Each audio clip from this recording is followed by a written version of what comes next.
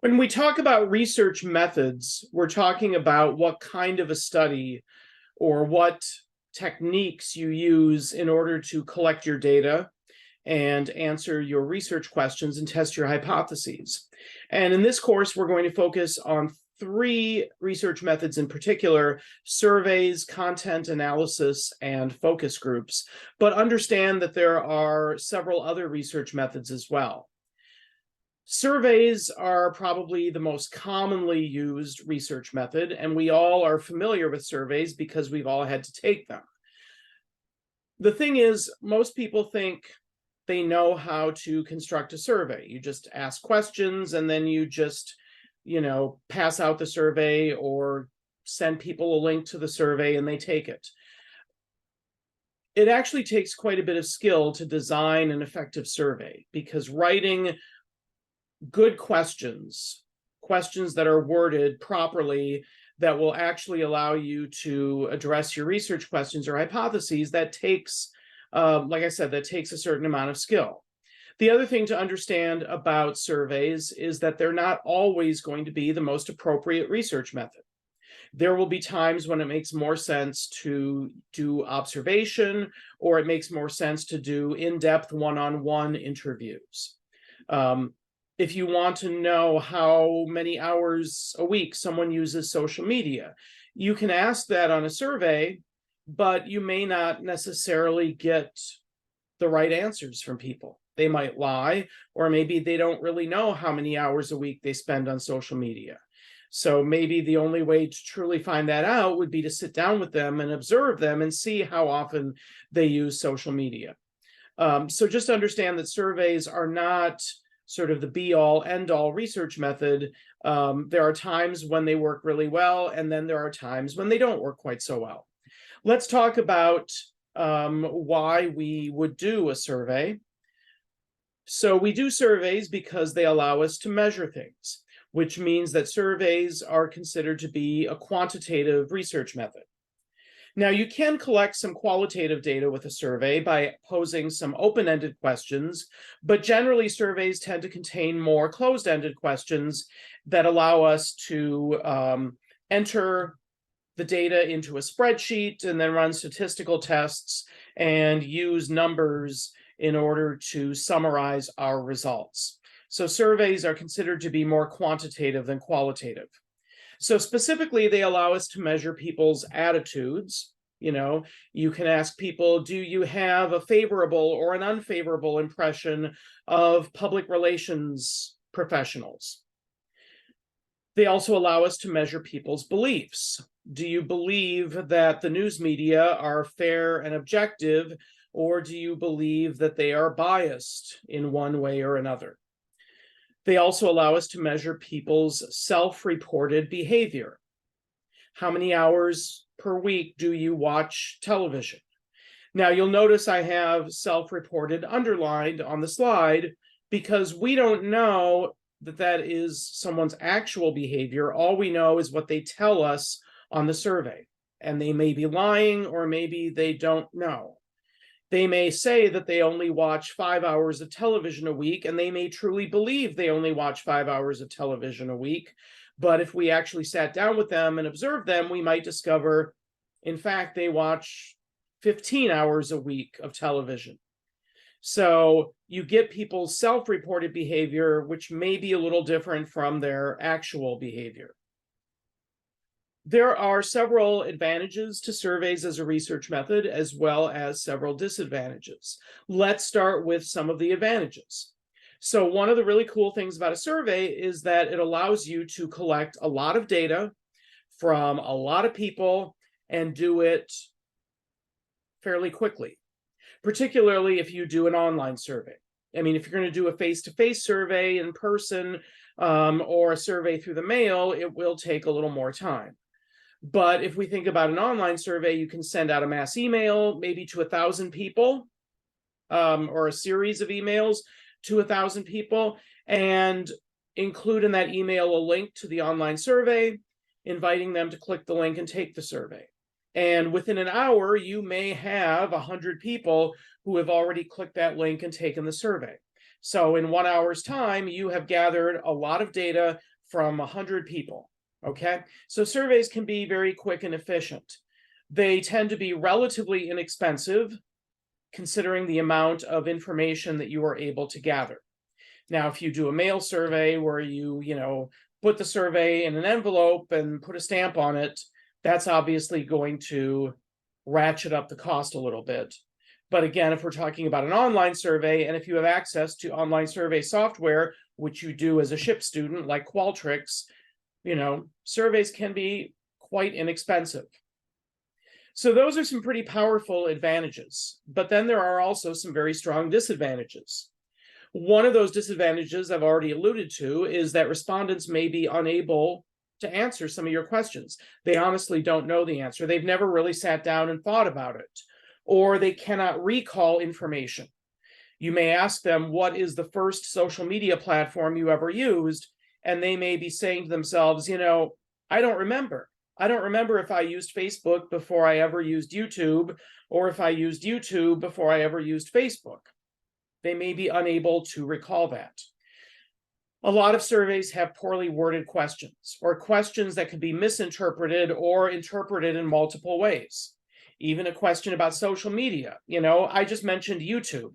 Is YouTube a social media platform?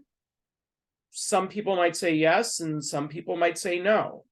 If you ask someone, do you think companies should engage in corporate social responsibility, they may not know what you mean by corporate social responsibility. So poor wording or confusing terms can create problems. Respondents may lie. Some people, when they take surveys, they just go down the list and they answer the same to every single question. They're like, okay, you want me to take the survey? Here you go. 5555555. They answer the same thing for every question, and you end up with data that just isn't accurate. There's also something called prestige bias, and prestige bias is when respondents to a survey give answers that make them seem prestigious rather than admitting their own ignorance, rather than embarrassing themselves. And even though a survey is likely to be anonymous, people may still feel this urge to answer questions the way that makes them look better. So, for example, if you ask someone how often they listen to public radio or watch public television, they may look at that question and think, oh, well, I guess I should be watching public television once in a while, or I should be listening to public radio. So, I'm going to say like 2 hours a week, when in fact, they never listen to public radio and they never watch public television, but they don't want to admit that, so they give you what they think is a more prestigious answer. A similar issue, slightly different but similar, is social desirability bias. And this is where the respondents give you the answers that they think you are looking for. Sometimes they may look at your survey and get a sense for what it is you're trying to show, what you're trying to establish, and then they're like, okay, this researcher is trying to show that, I don't know, TV programming does not represent minority groups, does not represent people of color. So I'm just going to go down and answer all the questions. Yes, I think television, does not have enough shows featuring people of color. Yes, I think this is a serious problem, blah, blah, blah. They're giving you the answers that they think you, the researcher, are looking for. One way around this is to make sure that your questions are worded in such a way that they don't give away exactly what it is that you are trying to show or establish with your study. But sometimes respondents will do that. They'll try to figure out what it is that you want them to say, and then that's exactly what they will say when they answer those questions. So these can all be some pretty, big disadvantages to surveys. And then one of the biggest disadvantages of all is that surveys tend to have very low response rates, especially these days when people are being bombarded with invitations to take surveys. And if it's an online survey, those emails, get buried in their inbox. They may say to themselves, okay, I'll take that survey, but I'll wait and take it tomorrow. And then they just never get around to taking it. Also, with online surveys, people oftentimes don't want to click a link because they're afraid that it is a scam or it's malware or a virus, that if they click the link, they're going to ruin their computer. So people are very hesitant to click unfamiliar links. So response rates for surveys tend to be quite low. And you see on the slide some rough estimates of percentages, and I know they vary quite a bit. So you see, for example, sending a survey through the mail, consider yourself lucky if you get a 1% to 5% response rate. Telephone and internet surveys have a lot of variation there. I would say usually the response rate falls more on the low end of the ranges you see there as opposed to the high end. For an internet survey, you may get 15, 20, 25% response. I would say it's highly unlikely that you would get as high as 70 or 80%. So when we talk about a response rate, we're just talking about the number of people who responded to your survey and took it, divided by the total number of people who were sampled, and then multiply that by 100, and there's your response rate. So if you sampled 50 people and invited them to take the survey, but only 10 of them actually did, that would be 10 divided by 50, or 1/5 times 100 would be a response rate of 20%. Just to give you an example of this from my own personal experience, when I did my PhD dissertation, part of it involved an online survey. I was looking at the influence of political blogs on news coverage of the 2008 presidential election. And so part of my research involved an online survey of political journalists. And I had a list of 460 of them. So I emailed all 460 of those reporters. 63 of those emails immediately bounced because the reporter was no longer working in journalism or was no longer working for that particular news organization. So I ended up with a real sample of only 397. And then they had 18 days to take the survey. And during those 18 days, I sent out 2 email reminders, which pissed off a number of the reporters. I got some nasty emails telling me to stop pestering them and stop harassing them. But over those 18 days, a total of 76 participated.